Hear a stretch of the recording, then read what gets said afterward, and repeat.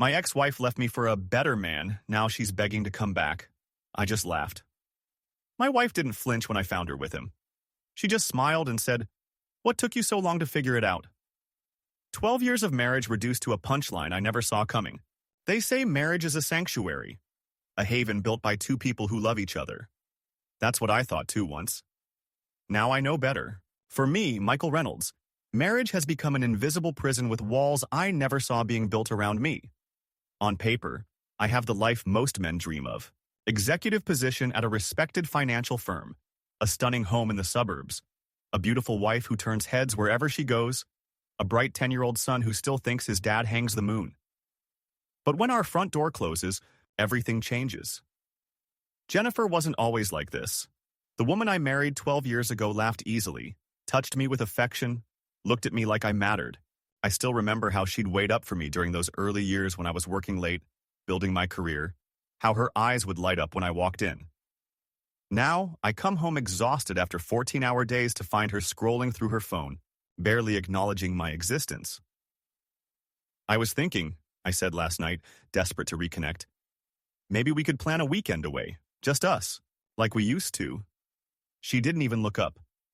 "You think a trip can fix anything? Maybe try making more money first." The words cut deeper than she knew. Or maybe she did know. These days, I'm nothing but a wallet to her. Every conversation circles back to what I'm not providing. Meanwhile, our joint accounts drain mysteriously fast, and the financial noose tightens around my neck. "There were withdrawals I didn't make," I told her last week after another bank alert. $3,000, Jennifer. Where is it going?" Her eyes flashed cold. "If you earned more, this wouldn't be an issue. We haven't been intimate in 6 months. The last time I reached for her in bed, she physically recoiled, like my touch disgusted her. Yet every morning, she spends an hour perfecting her appearance before leaving the house. Hairstyle just so, makeup flawless, expensive perfume lingering in her wake. Her phone is never without her now. New password, late-night messages that make her slip into the bathroom to respond. Screen quickly turned over when I enter a room. Sometimes she doesn't come home until well after dinner, offering vague explanations about girls' nights or work functions I'm never invited to. At first, I told myself I was imagining things. The distance, the coldness, the secrets. They could all be explained away. Stress. Midlife restlessness. The natural evolution of a decade-plus marriage. But deep down, I know, something is happening. And I'm not sure I'm ready to face the truth. The lies started small. Working late became her standard excuse, though her job as a real estate agent rarely required evening hours. Then came the girls' nights that multiplied from monthly to weekly. When I called her friend Sarah last month to check if they were still at the restaurant, just to see if I should wait up, my world tilted on its axis. "Jennifer? No, I haven't seen her in weeks. Is everything okay?" My stomach clenched. My hands trembled as I hung up. That night, when she finally came home at 11, smelling of wine and wearing a smile I no longer recognized, I confronted her. "Sarah said you weren't with her tonight." Jennifer's eyes flashed with irritation, not guilt. "Why are you calling my friends? Why do you always question me? I'm not a child, Michael. I don't need to report my every move to you." She made me feel irrational for asking a simple question, made me doubt my own instincts. And I almost believed her, almost convinced myself I was being paranoid, controlling. The thought makes me sick now. The definitive moment came 3 days ago. Jennifer was in the shower, and her phone buzzed on the kitchen counter. I'd never checked her phone before, some last vestige of respect for privacy I couldn't quite abandon. But something in me snapped. I glanced at the screen. "You looked amazing today. Wish we could have stayed longer." The message was from someone named Ryan M. My chest tightened. My fingers went numb. I stared at those words, willing them to mean something else. Anything else. When Jennifer emerged wrapped in a towel, she froze at the look on my face. I held up her phone wordlessly. And what haunts me isn't the affair itself, it's how she responded. Not with shame or remorse, but with a smirk. "Oh, that? Just a colleague. He's harmless. You're really overreacting. Michael." And the worst part? For 1 second, I doubted myself. That doubt didn't last. Yesterday, Jennifer announced she had a late business meeting. She wore a tight black dress, red lipstick, and a touch of that expensive perfume I'd bought for our anniversary. I decided to follow her. Childish? Maybe. Necessary? Absolutely. She drove to the Westbrook Hotel downtown. I parked across the street and watched as she met a man in the lobby. Ryan Michaels. I recognized him from her office Christmas party last year. Slick, suave, and notoriously unreliable. A man who never committed to anything but himself. They kissed before they even reached the elevator, passionate and familiar in a way that told me this wasn't new. I felt like someone had punched the air from my lungs. My fingers gripped the steering wheel until they ached. I don't know what possessed me. Maybe it was 12 years of devotion. Maybe it was fury. But I got out of my car and walked toward them as they stood waiting for the elevator, hands all over each other. Jennifer turned, her eyes widening slightly. But there was no guilt there, no shame, just mild annoyance at the interruption. Ryan looked at me with something close to amusement. "How long?" I asked, my voice surprisingly steady. Jennifer sighed like I was a child interrupting adult conversation. "Does it matter?" "It matters to me." She rolled her eyes. 8 months, if you must know. 8 months. While I worked 60-hour weeks to maintain our lifestyle. While I tried everything to bridge the growing distance between us. Why didn't you just leave? Leave? For what? To be alone? To be bored? Michael, be realistic. This, she gestured between us, has been dead for years. You've just been too pathetic to admit it. I clenched my jaw, every muscle in my body tense. Ryan put his hand on Jennifer's waist, smirking like this was all some joke. In that moment, looking at the woman I'd given everything to, I finally realized she wasn't worth any of it. And that's when something inside me broke. I drove home gripping the steering wheel until my knuckles turned white.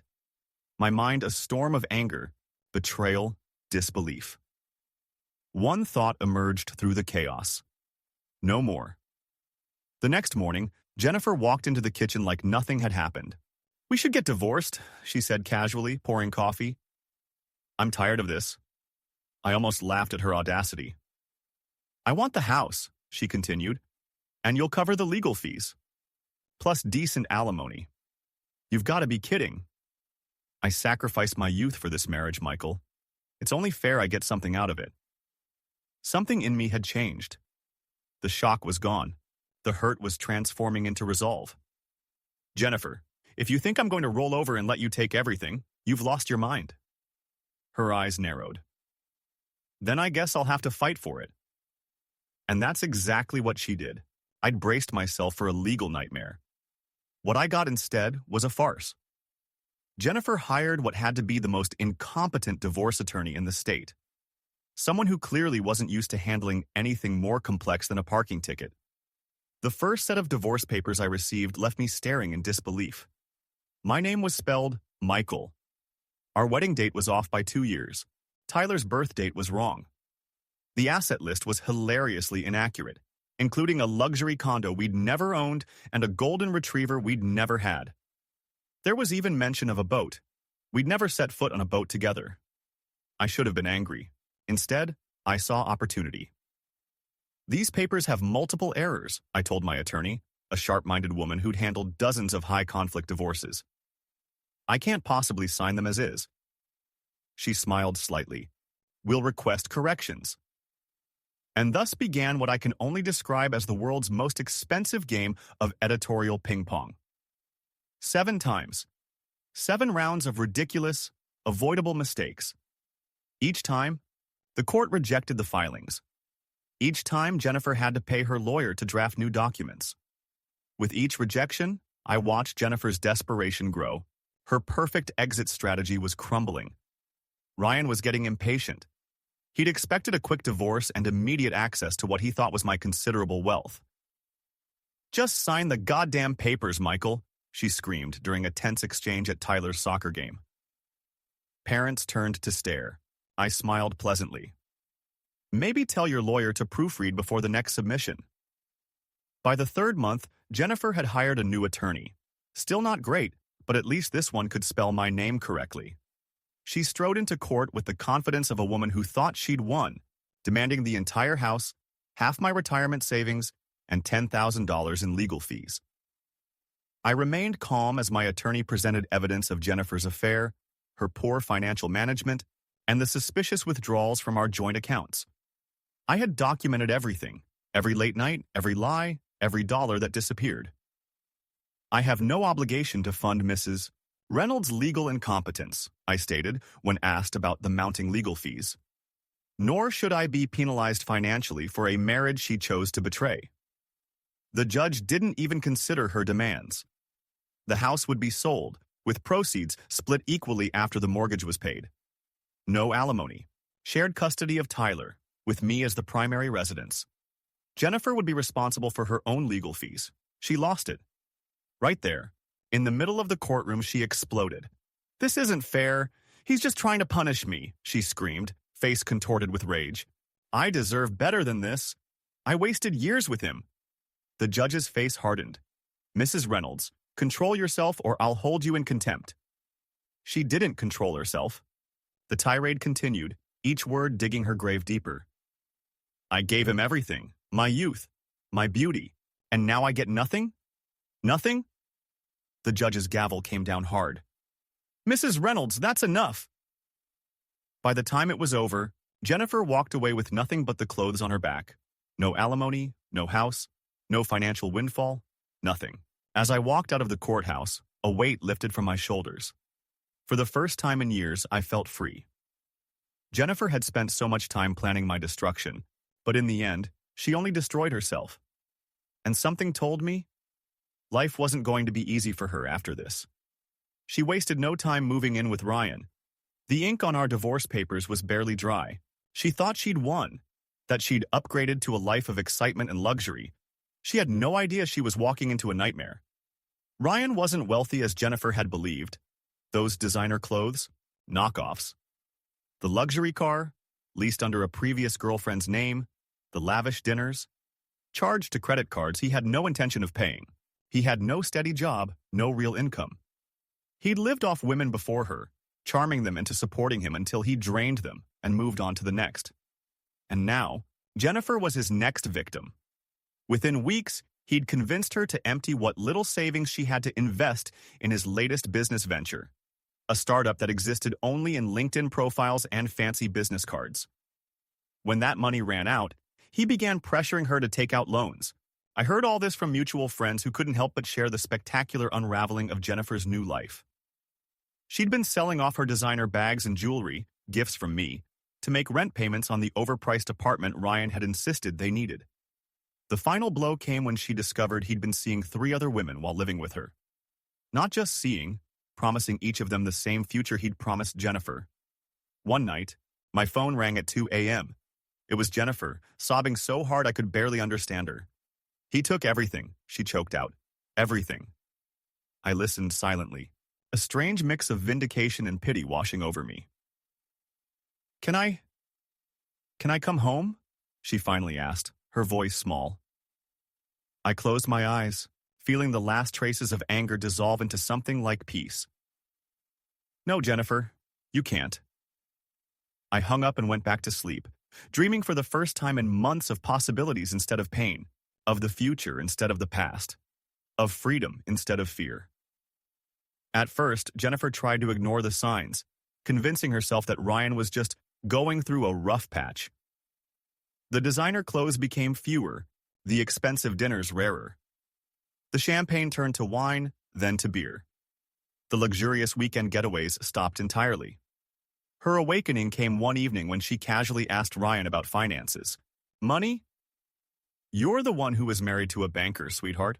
I thought you had plenty saved up," he said, with a smirk that wasn't quite as charming anymore. Jennifer laughed it off that night, but deep inside, a seed of panic took root. The horrifying realization dawned slowly. Ryan hadn't swept her away to take care of her. He expected her to take care of him. With me, she'd never worried about money. I handled the finances, paid the bills, funded her lifestyle. She'd never had to think about where the next dollar was coming from. Now, reality crashed down hard. I had changed every password, closed every joint card, cut off every financial resource Jennifer had ever accessed. Suddenly, she was completely alone. No more designer shopping sprees. No more housekeepers cleaning up after her. No more spa days, lavish meals, or extravagant vacations. Her savings, what little she'd managed to hide away during our marriage, dwindled rapidly. As the money dried up, so did Ryan's charm. The man who had been seductive and confident became cruel and impatient, his affection increasingly rare. "What exactly are you bringing to this relationship, Jennifer?" he asked one night after she suggested they stay in rather than go to an expensive restaurant she couldn't afford. Jennifer had never been in this position before. She'd always been the one in control, the one making demands. But without money, she was nothing to Ryan, and he made sure she knew it. What Jennifer didn't know, what I made sure she didn't know, was that she had maintained exactly one financial responsibility during our marriage, paying the mortgage on her Uncle William's house. He'd co-signed for us on our first home when we were young, and in return, Jennifer had insisted we handle his modest mortgage payments. She hadn't paid a cent in 6 months. William was panicking. The bank had sent foreclosure notices, and he was facing homelessness at 72. With nowhere else to turn, he did something Jennifer never thought he would. He called me. "I don't know what to do. Michael," he said, voice shaking, "they're going to take my home. Jennifer won't answer my calls, and I've got nowhere else to go." He was willing to sell the house at a discount just to avoid losing everything, and that's when I saw my opportunity. "I'll buy the house, William," I said. "But Jennifer?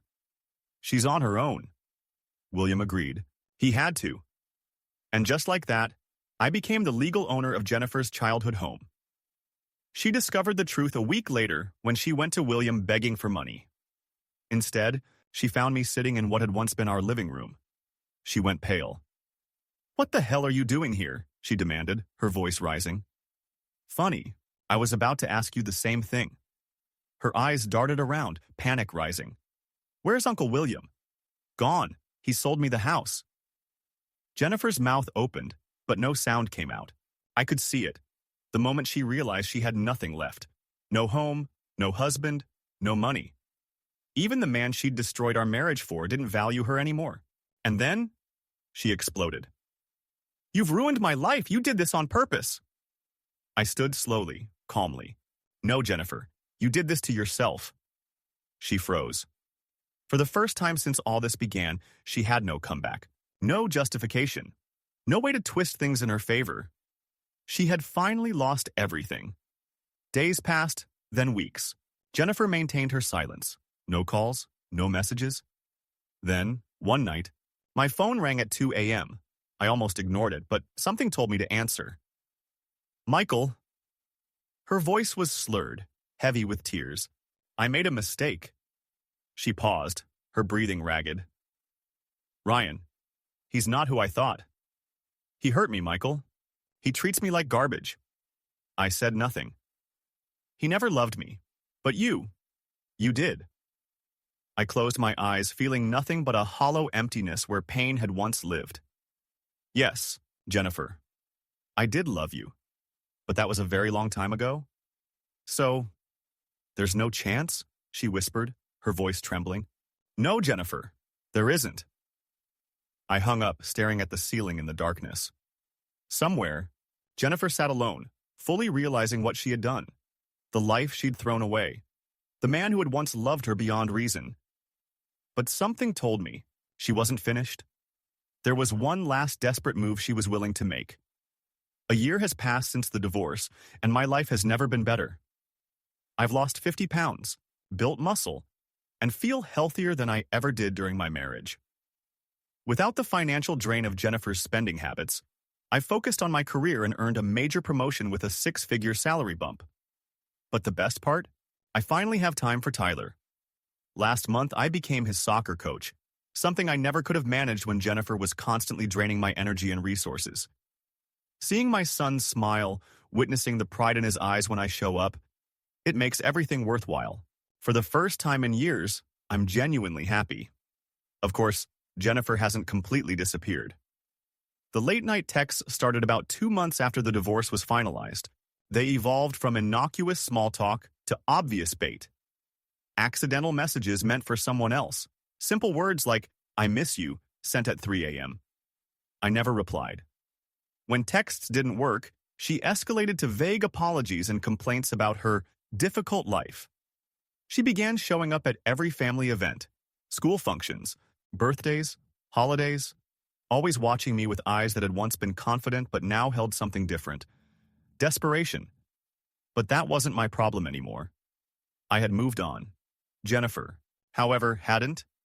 The confrontation came during one of Tyler's soccer games on a Saturday morning.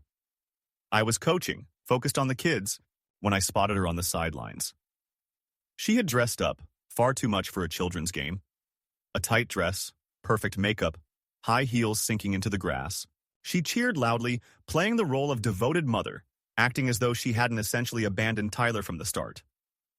When the game ended, she approached me with a warm smile. The same smile she used to give before our marriage fell apart. "Great coaching," she said, her voice soft, almost hesitant. I nodded, keeping my expression neutral. I had a feeling I knew exactly where this conversation was heading. "I've been thinking a lot," she continued, tucking her hair behind her ear, a nervous gesture I recognized from our early dating days. "We used to be a family. Tyler needs both of us. Don't you think we should try again?" I stared at her for a moment. "So, you want to get back together?" "For Tyler's sake." Her eyes brightened, hope flooding her expression. "Jennifer, let's drop the act. Is this really about Tyler, or is it because you have nowhere else to go?" For a split second, her face hardened. That was all I needed to see. She quickly tried to recover with a forced laugh. "Michael, don't be silly. I just think we should—" And then it happened, the most absurd proposition I could have imagined. "If you take me back, I'll pay you back the $1,100 for the car repair." I looked at her, stunned. Then I laughed. Wait. So you're offering me $1,100 to get back together? That's your grand offer?" Color drained from her face. She wasn't joking. Tears welled in her eyes as she whispered, "You really don't love me anymore at all, do you?" "No, Jennifer, not even a little." With that, I walked away. As I got into my car, I saw Jennifer still standing there, hands clenched into fists. There was something in her eyes, something unhinged. This wasn't over. And I had an uneasy feeling her next move would be even more desperate. Later that night, Tyler asked about her while I was tucking him in. "Dad, why was Mom acting weird today?" I sat on the edge of his bed, choosing my words carefully. Sometimes when people lose something they took for granted, they want it back. Not because they appreciate it, but because they miss having it. He frowned. "Like when I lost my Spider-Man action figure and only wanted it after Jimmy found it?" I smiled. "Something like that. Are you and Mom ever getting back together?" His voice was small but not sad, just curious. "No, buddy, we're not." He nodded slowly. "That's okay. I like it better this way." As I turned off his light, I realized that despite everything Jennifer had done, she'd given me one perfect thing: our son. And no matter what she tried next, nothing could take that away. But I wasn't naive. I knew Jennifer well enough to recognize the warning signs. The desperation in her eyes told me she was running out of options. When people like Jennifer run out of options, they become dangerous. I made a mental note to call my lawyer in the morning. Whatever Jennifer was planning, I needed to be prepared. Because while I had forgiven her for what she'd done to me, I wouldn't allow her to disrupt the peaceful life I'd built for Tyler and myself. Months passed, and my life continued to improve. Jennifer's late-night messages gradually decreased, replaced by silence, which I welcomed. Then, out of nowhere, I met Olivia Brooks. Olivia was nothing like Jennifer. She had her own successful career, earned her own money, and had zero interest in controlling or manipulating me. She didn't need me to exist. She simply chose to be with me because she wanted to. It was a strange feeling, being with someone who didn't drain me emotionally or financially. For the first time in my life, I experienced what it felt like to be loved unconditionally. I should have known Jennifer wouldn't handle it well. Olivia and I had been dating for a few months when she posted a picture of us on Facebook. Just an ordinary photo from our weekend trip, us laughing by the lake, Nothing extravagant. My phone exploded. Missed calls, voicemails, dozens of messages. You're a traitor. How could you humiliate me like this? You disgust me, Michael. The most delusional one. I hope you know you just ruined any chance of us ever fixing this. I chuckled as I scrolled through her messages, shaking my head. She genuinely believed I had been waiting, hoping for another chance with her. A few days later, Olivia called me, laughing. You won't believe this, but Jennifer just called me. She had warned Olivia that I was a liar, a cheat, a manipulative monster who had ruined her life. She sounded desperate, like she truly thought I would believe her, Olivia said. What did you say? I just told her, thanks for the warning, but I can judge for myself. Then I hung up. Jennifer had spent years bending reality to fit her narrative, manipulating people to see things her way. But for the first time, her tactics weren't working, and that realization broke her. The truth about Ryan became clear in the weeks that followed. His charming, confident exterior was merely a mask hiding a cruel and violent man. As Jennifer's money ran out, he stopped bothering with sweet words. He mocked her when she complained about finances. You think I'm Michael? Some cash cow for you to milk dry?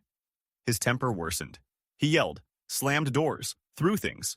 The breaking point came when Jennifer called him lazy for refusing to look for work. Ryan slapped her so hard she fell to the floor. Standing over her, his voice low and cold, he said, Don't ever compare me to your ex-husband again. Understand? As Jennifer lay there, holding her burning cheek, reality hit her like a freight train. Michael had never done this to her. The night everything changed began with a drunken argument. Ryan threw a whiskey bottle that caught Jennifer on the forehead. Blood ran down her face, and Tyler saw it all. He screamed in fear. He ran to his mother, tried to help. Jennifer pushed him away. It's fine, sweetie. It was just an accident. But Tyler wasn't stupid. He saw the way Ryan's chest heaved with anger, the way Jennifer trembled. That night, Tyler called me. Dad, Mom's hurt. She won't go to the hospital. I don't know what to do. I didn't hesitate. When I arrived, my breath caught. Jennifer stood in the living room, blood streaking her temple. Ryan was pacing, still drunk and angry. Tyler ran straight into my arms. I took out my phone and called 911. The police took Ryan away, though he didn't go quietly. Jennifer stood motionless, her face pale as she realized what was about to happen. Michael, you're not going to take Tyler from me, are you? Just watch me. I petitioned for emergency custody that night. 2 weeks later, the court granted me full custody, with Jennifer allowed only supervised visitation. She collapsed right there in the courtroom. As I walked out with Tyler beside me, I didn't look back. Jennifer had lost everything: husband, money, home, and now her son. Jennifer was completely alone. No husband, no child, no money, no home. She had spent years believing she was untouchable, that she could do anything without consequences. The harsh realization settled in. No matter how hard she tried, there was no way back. No one wanted to help her. No one wanted to be associated with her. Her final attempt came 3 months later. She called me. Michael, I was wrong. Please, just one more chance. I sat there, listening to her breathe on the other end. A year ago, I would have dreamed of this moment, but now, I felt no anger. I felt no satisfaction. I felt nothing at all. Goodbye, Jennifer. She never called again. Olivia and I grew closer. We decided to move in together, start fresh. We found a place that felt like home from the moment we walked in. A house filled with laughter and warmth. Tyler adored Olivia. He looked up to her, confided in her. For the first time, he had a mother figure who genuinely cared. 6 months after we moved in together, I proposed. The wedding was small, intimate. Tyler stood proudly as my best man. As we settled into our new life, I received one final text from Jennifer. Have you really forgotten me? A year earlier, it would have devastated me. But now, it meant nothing. I deleted the message, put my phone aside, and turned back to my family. Olivia smiled at me as she took my hand. Tyler laughed about something I'd missed. And in that moment, I knew. This was the perfect revenge. Not anger, not vengeance.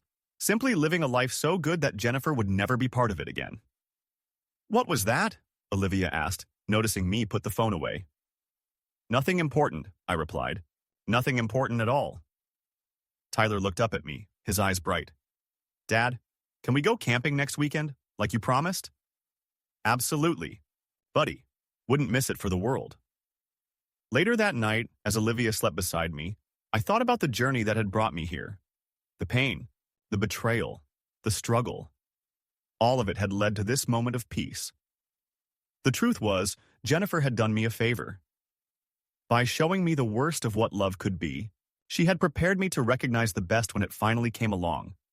I drifted off to sleep with a smile, no longer haunted by the past, no longer afraid of the future. Free, at last, from the invisible prison I had lived in for so long.